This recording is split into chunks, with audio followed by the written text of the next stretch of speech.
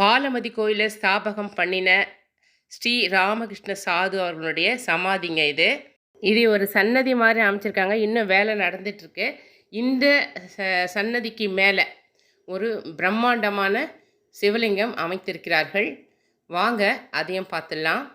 இதை பாருங்கள், ராஜகோபுரம். ராஜகோபுரத்துலேருந்து அப்படியே திரும்பினா இதை பாருங்கள், இதுதான் பெரிய சிவலிங்கம். இந்த சிவலிங்கம் இருக்கிற இடத்துக்கு கீழே தான் அவருடைய சமாதி இருந்தது. சிவலிங்கத்துக்கு நேர் எதிர்க்க ஒரு சுதை சிற்பமாக நந்தி தேவர் காட்சி அளிக்கிறார். இந்த கோவில் அற்புதமான இயற்கை சூழலில் அமைஞ்சிருக்குதுங்க. இங்கேருந்து பார்க்கும்போது ஒரு கோவில் தெரியுது பாருங்கள், அதுதான் ஸ்ரீராமர் கோவில். அற்புதமாக இருக்குது அந்த கோவில் கூட.